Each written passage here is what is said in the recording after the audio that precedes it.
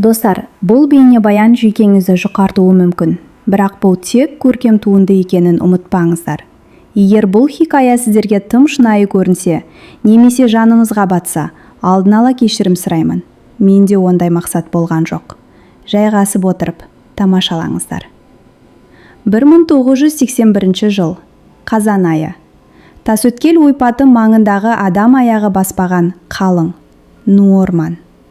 Жүздеген шақырым бойында тірі жан баласы жоқ мекен. Тек ғасырлық алып қарағайлар мен алғашқы мұз құрсаған батпақтар ғана бар. Арнайы қауіпсіздік қызметінің іздеу тобы мен құтқарушылар апат болған жерге 3 күн бойы әрең жетті. Құпия құрылғылар мен қымбат ан терлерін тасымалдап бара жатқан Аспан 12 жүк ұшағы ешқандай апат белгісін берместен кенеттен бақылау құрылғысының бетінен жоқ болып кетті. Жасыл экранда нүкте тұрған еді. Бір сәтте жоқ болды. Тікұшақ ұшқыштары құлаған алып көліктің орман ішінде тіліп өткен ізін көргенде ешкімнің тірі қалмағанын түсінді. Ұшақ батпаққа тіп-тік күйінде қадалған екен. Майысқан темір үйіндісіне айналыпты. Бірақ ең қорқынышты жағдай сарапшыларды соққы кезінде шетке ұшып кетіп, аман қалған ұшқыштар бөлмесінде күтіп тұрған еді. Кептеліп қалған есікті темірмен ырғап ашқан арнайы қызметтің үлкен шенді қызметкері көрген сұмдықтан кейін шивініп кетіп, қолындағы билік куәлігін де ұмытып, Алла сақтасын деп жағасын ұстады. Іште үшеуі отырды. Бас ұшқыш, оның көмекшісі және бағыт сілтеуші. Олар жан тапсырған екен, бірақ олардың өліміне жерге соғылған соққы себеп болмаған. Жүздері қан жоса болып, еті тілінген. Терлері парша-парша болып сыпырылған, ал көздерінің орны үмірейіп бос тұрды. Тергеушілер алғашқыда бұны жабайы аңдардың ісі деп ойлады. Бірақ бөлменің әйнектері бүп-бүтін еді. Кейіннен мүрдеханадағы дәрігер бәрін тексеріп, тәжірибелі жедел қызметкерлердің төбе шашын тік тұрғызатын қорытынды шығарды.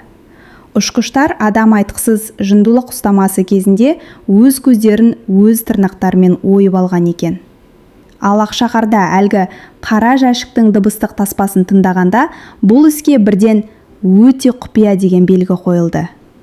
Ұшқыштар бөлмесіндегі соңғы 30 минутта жердегі бағыттаушының бұйрықтары естілмеген. Онда тек 3 еркектің айуанша жан дауыспен айғайлаған дауысымен, адамның денесін мұздатып жіберетін әйел затының сыңғырлаған суық күлкісі ғана естілген. Достар, қазірден бастап қоңыраушаны басып, осы бейнебаянға ұнату белгісін қоюларыңызды сұраймын. Бұл біздің жұмысымыздың алға басуына көмектеседі. Белгіледіңіздер ме? Рахмет. Ал біз жалғастырамыз. Бұл сұмдықтың төркінін түсіну үшін уақытты 2 аптаға кейін шегеруіміз керек. Шарбанумен таныс болыңыздар. Ол 23 жаста. Ол сол замандағы кез келген бойжеткеннің арманы еді. Көк аспан әуе жолдарының халықаралық бағытындағы аспан аруы.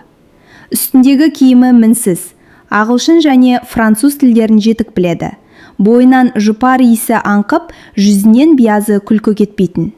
Басқалар дүкендерде кезекте тұрғанда, ол Гүлшахар мен Нұркеніш сияқты асқақ қалаларды аралайтын. Бірақ Шарбанудың бір ғана кемшілігі болды. Ол тым сұлу және тым тәкаппар еді. Азаматтық авиация басқармасының бір үлкен шенді шенеунігі оған көз тігіп, бірақ қатал бас тарту алғанда оның мансабы бір сәтте күл талқан болды. Сол тұсту жақта біраз ұшсаң, тәкаппарлығың басылар, деді оған кадр бөліміндегілер. Осылайша Шарбану жүк тасымалдау бөлімінен бірақ шықты. Тұлпар 154 ұшағымен өркениетті елдерге ұшудың орнына іші май мен темекі иісі сіңіп кеткен ескі Аспан 12 ұшағы бұйырды. Қымбат киінген жолаушылардың орнына қосалқы бөшектер салынған жәшіктер, жанармай толы бөшкелер мен қабағы қатулы жұмысшылар болды. Шарбану жыламады. Бұның бәрі уақытша деп сенді. Ол аспан әлемінің романтикасына, ұшқыштардың бауырмалдығына сенді. Ұшқыштарды нағыз тектілер, ар намыс иелері, көктің крандары деп ойлады. Бірақ ол ен далада ұшатын жүк ұшақтарында мүлдем басқа ережелер жүретінін білмеді. Онда қасқаның заңы орнаған еді. Ол 402 нөмірлі ұшаққа алғаш рет қадам басқанда мұрнына сасық арақ пен кір шұлықтың иісі келді. «Охо, бізге жас ет жіберген екен ғой», деп кекесімен күлді бас ұшқыш. Оның мүсініне бейне бір базардан жылқы таңдағандай қарап. «Ал өт қуыршақ, біздің көңілімізді аулайтын боласың». Бұл 402 ұшақтың құрамы белгілі бір ортада аңызға айналған еді. Бірақ жаман атымен танымал болатын.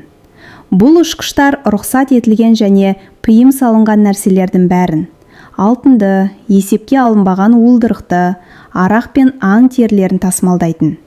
Олардың ақшасы таныстары болды және өздерінің жазасыз қалатындарына толық сенімдеді. Алдаберген бас ұшқыш, ұшақ ішіндегі патша да, құдай да өз еді. Денесі зор, беті қызыл, жанары ауыр адам болатын. Ол ұшақты өзінің жеке мүлкіндей көретін. Қалың тұманда да көзін жұмып отырып, ұшақты қондыра алатын. Бірақ адам ретінде баяғыда іштей шіріп кеткен еді. Ел емес, оның көмекшісі, жылпос, пысық, көздері ойнақшып тұратын, жеңіл жүрісті әйелдер мен ұсақ арамдықтарға жауапты жан болатын. Ол әрдайым бас ұшқыштың сөзін сөйлеп, оның әзілдеріне жалған күлетін. Төлеш, бағыт сілтеуші, олардың ішіндегі ең қорқыныштысы еді. Үндемейтін, арық, өңі бозарған адам болатын.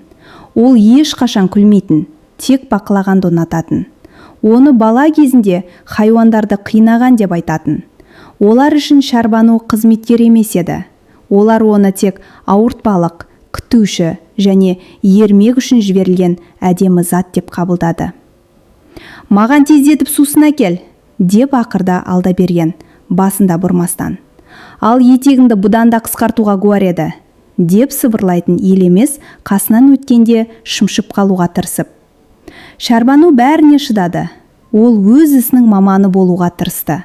Ас дайындады, ішін жинастырды, құжаттарды жүргізді.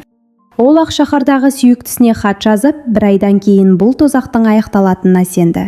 Ол тозақтың енді ғана басталғанын білмеді.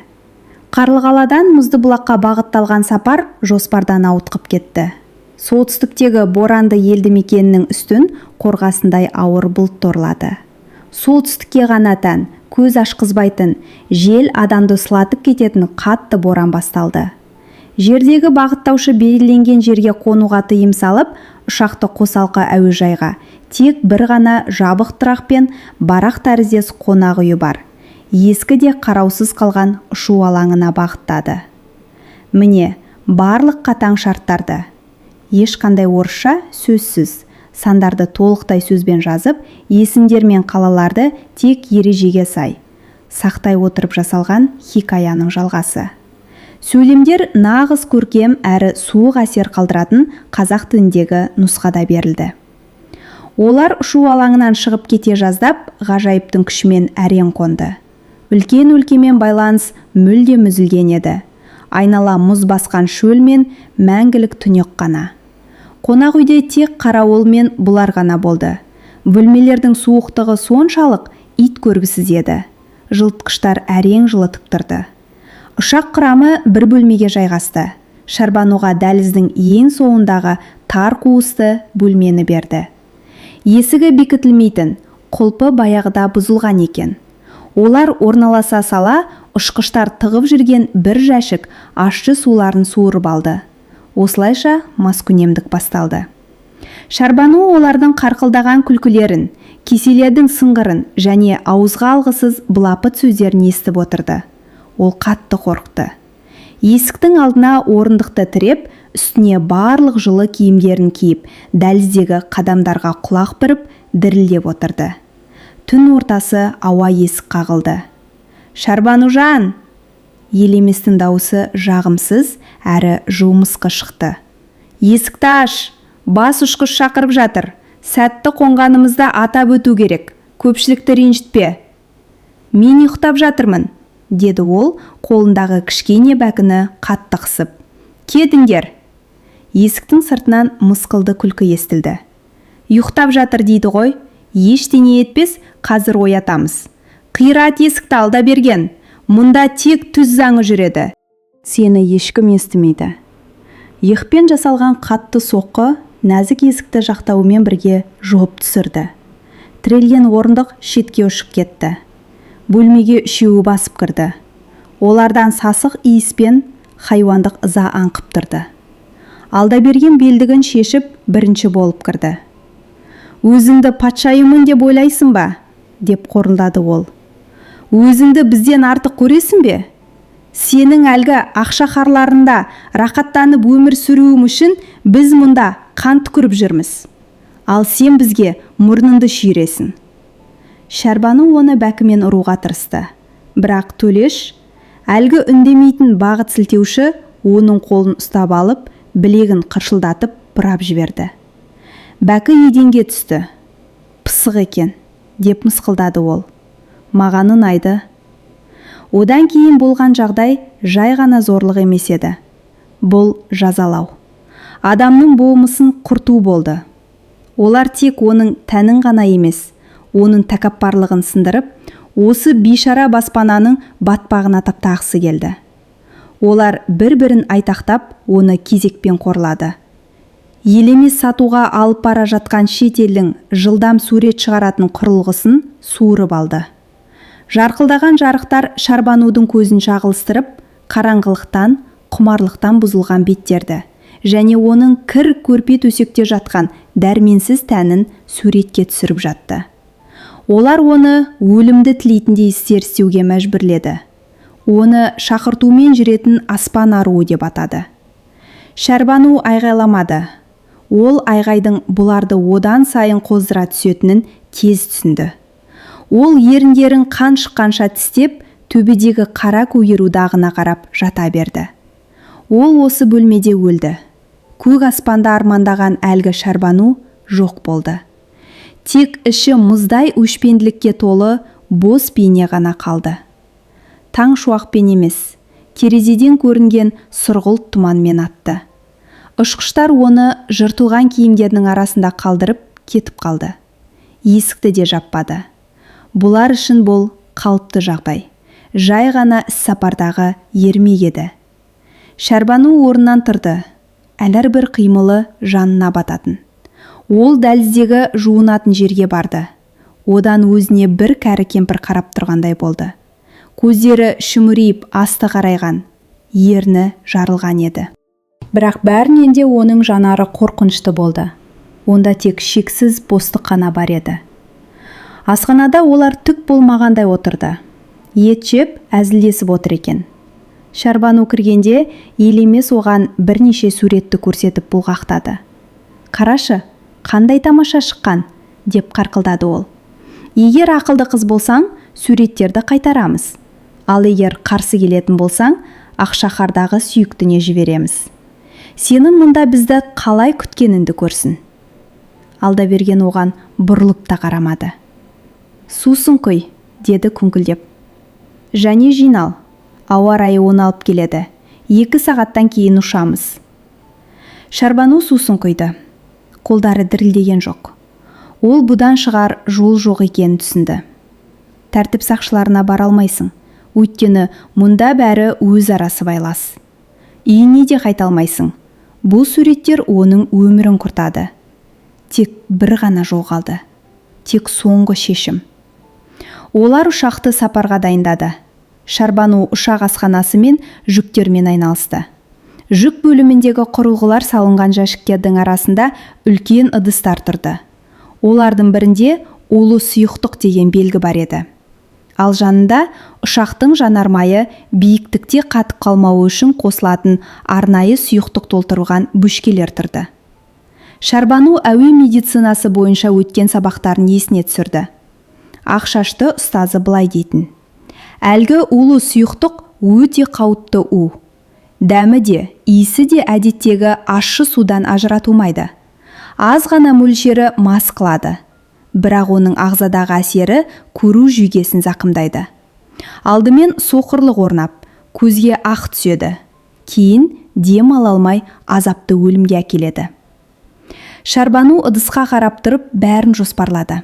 Бұлар ішуді жақсы көреді, әрі у мен ащы суды ажырата алмайды. Ол кеше бұлар сіміріп тастаған бош шишаны тауып алды. Құйғыштың көмегімен оған әлгі ажал сұйықтығын құйып, оның өзіндік иісін толық жасыру үшін аздап қою сусын мен қант қосты. Арнайы үлес, деп сыбырлады ол. Ұшақ көкке көтеріліп, оңтүстікке бет алды. Төледе шексіз ақ орман қалып бара жатты. Аспан 12-9 мың метр биіктікті бағындырды. Өздігінен басқару құрылғысы іске қосылды. Ұшқыштар бөлмесінде жайбарақаттық орнады. Олар үйге оралуды, жүкті сатып түсетін орасан мол пайданы және алдағы маскүнемдіктерді ойлап мәз болды. Есік ашылып, ұшқыштар бөлмесіне Шәрбану кірді. Міне, барлық қатаң шарттарды, ешқандай орысша, сөзсіз, сандарды толықтай сөзбен жазып, есімдерді тек ережеге сай қолданып, ақша мәселесін 6 еселеп, сақтай отырып жасалған хикаяның шешуші соңғы бөлімі. Сөйлемдер нағыз көркем әрі суық әсер қалдыратын қазақ тіліндегі нұсқада берілді.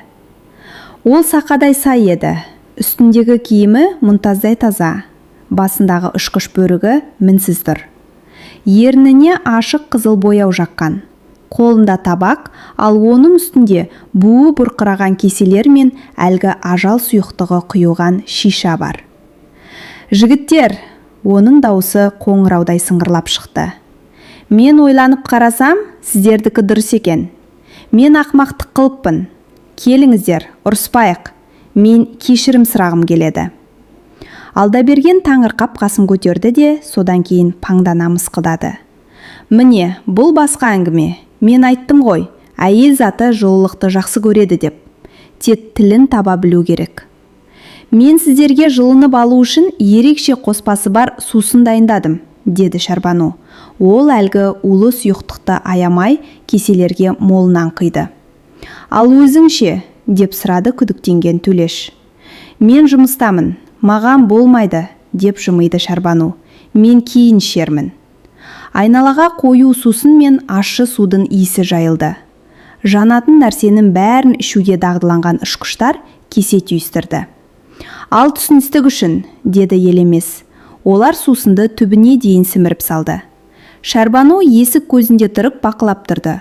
Ол олардың жұтынған сайын қозғалған алқымдарының әрбір қимылын жадына сақтап жатты. Жақсы екен, жұмсақ екен, деп таңдайын қақты Алдаберген. Тағы құй. Арада 40 минут өтті. Ұшақ бір қалыпты гүрілдеп бара жатты.